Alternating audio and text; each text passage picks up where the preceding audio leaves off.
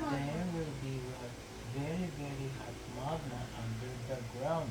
And when it becomes very, very, very hard, it will look for a mountain, and then on top of the mountain, it will explode.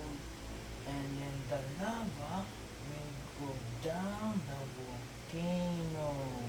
And when it rains, the top of the volcano will become hard. The lava will become hard.